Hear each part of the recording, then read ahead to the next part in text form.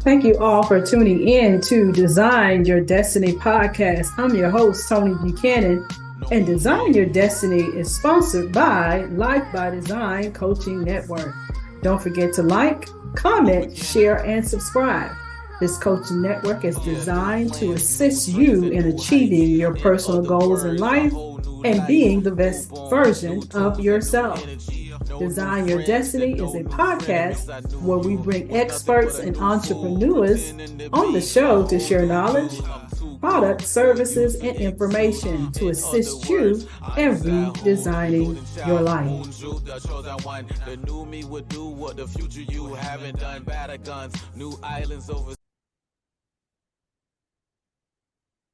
Hi, this is Tony Buchanan. I'm back with part 2, letting go of things that no longer serve you.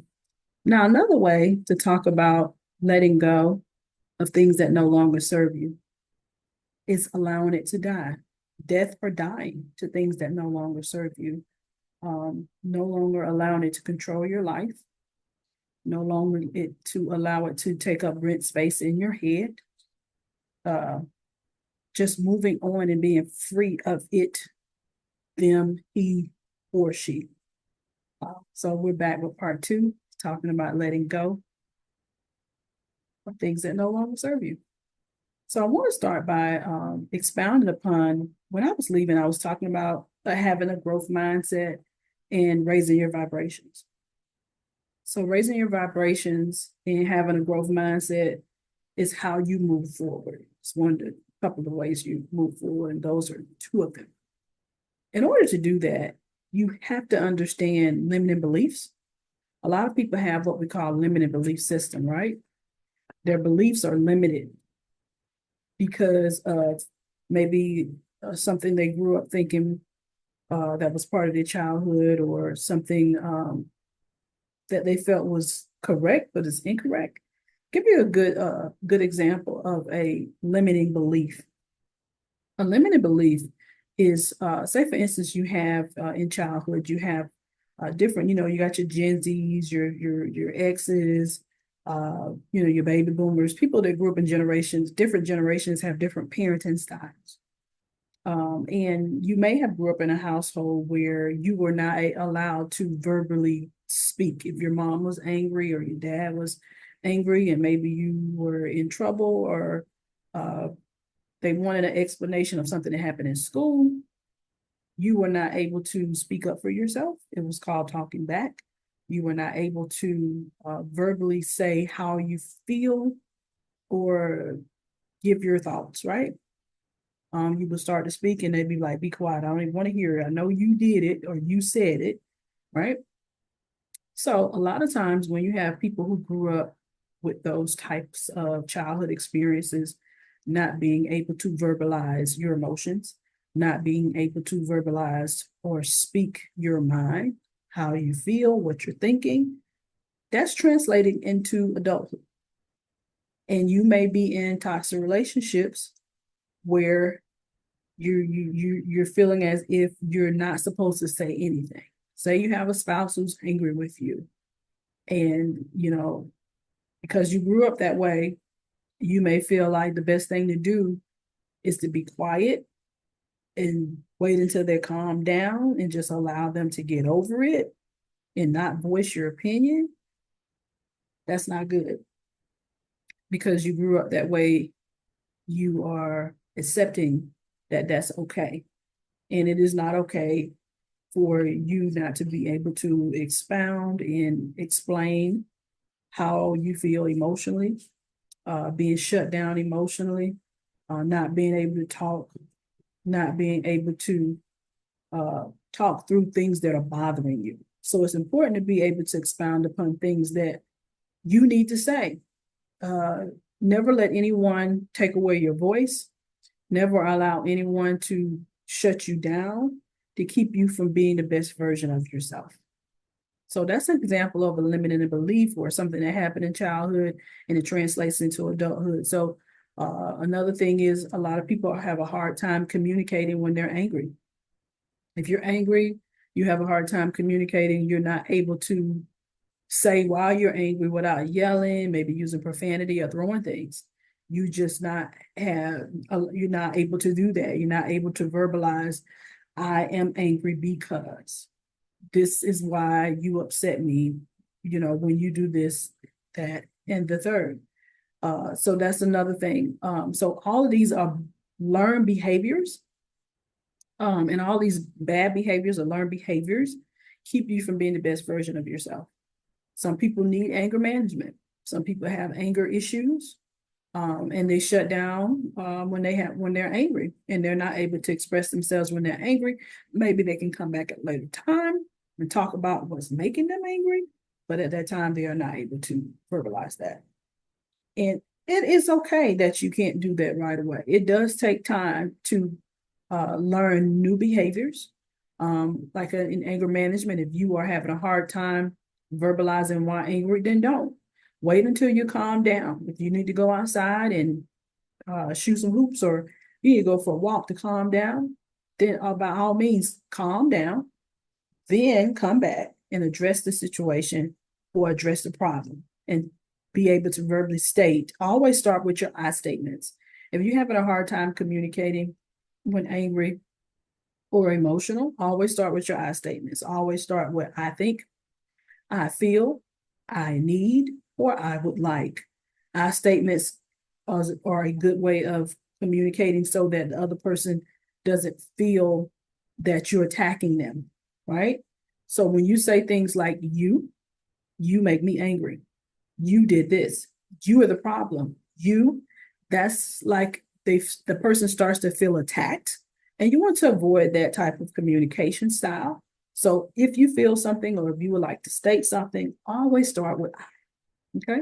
So that's just a good rule of thumb if you are working through some emotions and you wanted to communicate better. So cultivating a growth mindset. When cultivating a growth mindset, you got to get rid of the limiting beliefs and replace the bad behaviors with good behaviors. Keep in mind, it does take time when you're replacing bad behaviors. Nothing is going to happen overnight. There's nothing that's going to change overnight. It will take some time. Okay. So replacing those bad behaviors, right? Let me give you an example of replacing some bad behaviors. Say, for instance, you like to, when you're angry or when you're upset, you like to snack, eat sweets, or just eat salty, foods, or whatever the foods are, unhealthy foods for you. So one thing you would do if you notice that you're a person that is an emotional eater, to avoid that, you might want to journal instead. If you start to feel emotional, or if you know you're not hungry, first of all, ask yourself, are you hungry? If you are not truly hungry, then you should not be eating, right? So the thing you want to do is replace that habit with something else. If maybe you want to journal or write, video journaling is the thing now. It's very therapeutic to record yourself talking, getting your emotions out. If you don't want to write it, you can record it on a video and go back and play it, or read that journal where you wrote in your journal. You go back and read that statement. It's very therapeutic, because what happens is when you do these exercises, you begin to process the emotions. And when you're processing your emotions, you're getting to the other side of those negative feelings, and you turn them into something positive. Good example, working through emotions. You know how they tell you in life, if life gives you a lemon, add you some water and sugar and make some lemonade. You know that saying? That's really, really true, because we should be able to take our failures and take our mistakes and become better. We should learn from them, right? We should not allow our mistakes or our failures to define us. We shouldn't allow bad relationships to define us. We should take everything as a learning experience. If something happened to you that wasn't a good experience, learn from that experience. Experience is the best teacher. It's the best way to educate yourself. Say, for instance, if you went to a new restaurant and you wanted to try some Thai food, not quite sure you're going to like Thai food. You know you like Chinese food, but not quite sure about Thai food. You go to the restaurant, you try something, you don't like it. Hey, experience, you learn, that you don't like Thai food. So being able to take your experiences and draw from those experiences and become better, become stronger, become wiser from those experiences. So never feel like, oh, I'm a failure or I lost or I'm a loser. You're always a winner if you take your experiences and utilize them to catapult you to the next level or the next phase in your life. So always think about it like that. So cultivating a growth mindset, if you need to write an affirmation, write your daily affirmation. I am strong. I can do this. I am powerful. I'm a woman. Hear me roar. Whatever that statement is. Write your affirmation. If you got to say it every day, if you got to listen to something every day until you are no longer feeling that emotion or feeling that lack of, then that's what you do. So there's so many techniques to move you from emotional blockages, to move you from being stuck or stagnant. So affirmations are a great way to move from that. I also used to tell my clients, I say, hey, find you a song. Get you a song that speaks to you, a song that can shift you when you're angry, when you're sad, that can motivate you, that speaks to the very core being of who you are.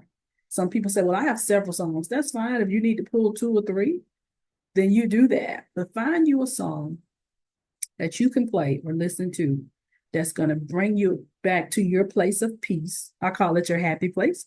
A song that's going to help you find your happy place. Music is very therapeutic. Music has a way of helping us to find our voice. Music is a way of, healing. So it's very powerful. I don't know how many of you all, when you went through the bad breakup and you played your breakup song to help you get through the emotions of breaking up. And that's what happens when you go through things in life. If you don't process them correctly, you become stuck or stagnant. So if you experience a loss, whether it was a breakup or losing someone, then go through those emotions, feel all of those emotions to get to the other side of where you need to be to get to your place of peace. Okay. So the other thing I wanted to talk about is the subconscious attachment that's connected to certain experiences that keep you in a certain mind frame. Different experiences, right? Our environments shape us. Our past shapes us and the person that we're going to be.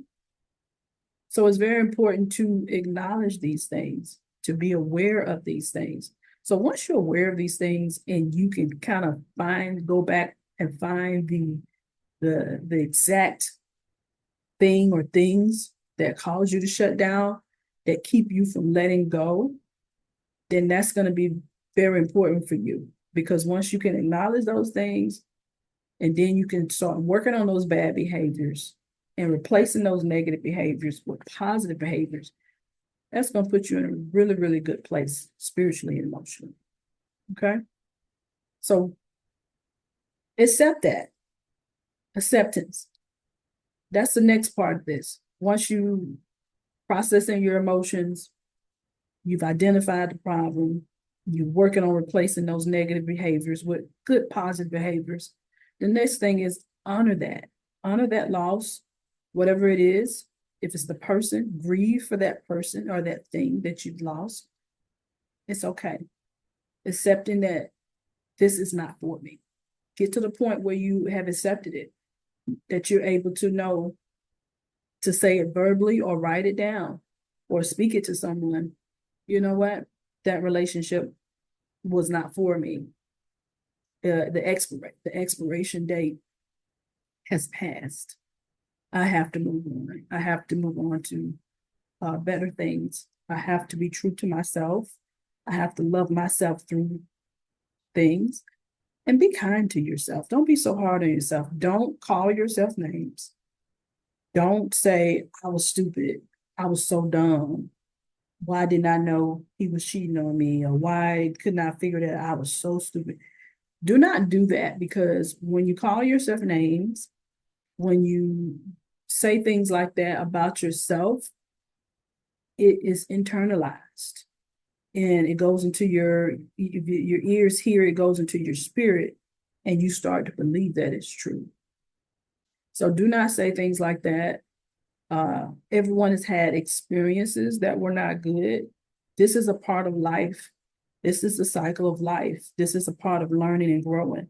No different than a child. If you have a preschooler who is learning to ride a bicycle and you got training wheels on that bicycle, you know what's going to happen when you take those training wheels off that bicycle. They're going to fall a couple of times. They're going to fall because that's the process of learning how to ride that bike. But guess what? After they learn how to fall without hurting themselves, they're going to get back up on that bicycle and learn how to ride without those training wheels. And they're going to be like, look, Mom, no hands. They're going to get so good, they're going to learn how to ride and not hold, that situation. Say, look, Mom, no hands. No, I'm riding my bike. So it's all a part of the process. When a baby's learning to walk, the baby will fall a few times before they learn to walk on their own. So understanding that making mistakes, and any millionaires or billionaires will tell you the errors that they made. Thomas Edison trying to create the light bulb, how many times did he get it wrong before he got it right? So this is a part of the process. So be kind to yourself, love on yourself. Self-love is so important. You gotta love yourself. You have to forgive yourself. Forgive yourself. That's a big part of it. A lot of people can forgive others, but they have a hard time forgiving themselves. You have to forgive yourself for you to truly let go. Forgive yourself. If you need to put together some words or affirmations to say it every day, then you gotta say it until you see it, until you can feel it internally as well. Forgive yourself. Stay on track. I always encourage people to understand who they are and what are your core values. Everybody should have at least 3 core values, right? I know one of my core values is authenticity. I do not believe that anybody should be in your inner circle or close to you if they lie to you all the time, or they're trying to be something that they're not. So authenticity is a big thing. Be who you are, be yourself. For me, I feel like I mean what I say and say what I mean. And I think from my father, I learned he would tell us, don't say you're going to do something or be somewhere and you're not going to do it. If you know in your heart you're not going to do it, don't say you're going to do it. He was saying your word is your bond. If your word is not any good, then neither are you. So your word is your bond. So these are just, a few things that have stayed with me as a tape measure for me to measure things. Anything that comes into your life, anyone who comes into your life, if they do not coincide with your core values, 9 times out of 10, that promotion or that job or that situation or that person is just not for you. If your core, authenticity, like I say, is one of my core values, being genuine. If I meet someone not genuine, then that's not going to be someone that I'm going to be friends with or be in business with, right? If they're constantly lying about things that don't even matter, then that's not a person that I'm going to be drawn to, that I want in my personal life. So be careful who your circle is. Your inner circle is very, very important. Never entertain people who are jealous of you. Never entertain people who secretly hate on you and talk about you behind your back.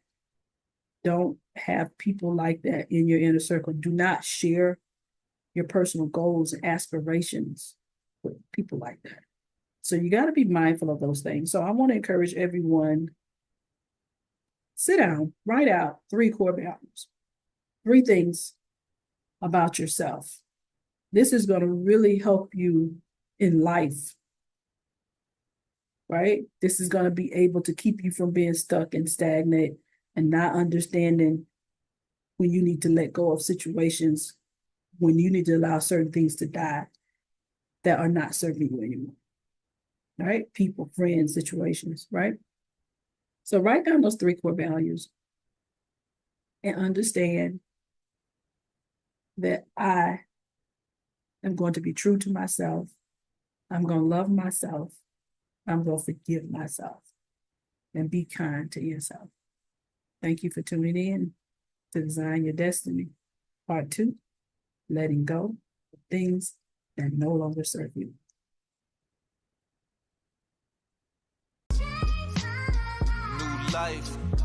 At Life by Design Coaching Network, we value coaching and training in all areas of life. Some people need coaching in communications, finance, business, confidence, and some even need to find balance in personal relationships. Whatever you may need assistance with, you can book a one-on-one call with me, Tony Buchanan. To book a free 15-minute discovery call, dial 404-981-3065. We also have a vast network of mental health professionals, which include psychiatrists, psychologists, business coaches, therapists, and image consultants. I am a certified life coach with 20 years of experience as a therapist. I have a master's degree in marriage and family therapy and in education. I'm also an executive business consultant and credit restoration specialist. I'm an author and a motivational speaker. For more information, visit the website www.lifebydesigncoachingnetwork.coach. I have books available on Amazon and Barnes & Noble. Beauty from Ashes, A Guide to Healing from Childhood Trauma and Abuse. What's Wrong with Me, A Guide to a Woman's Transformation. For donations, my Cash App is #Coach Tony B. Remember, you can reposition yourself to design your life, discover your destiny, and live your dream. And emancipation, a chance to be free and a chance to be me. Spread my wings and let my spirit just be one with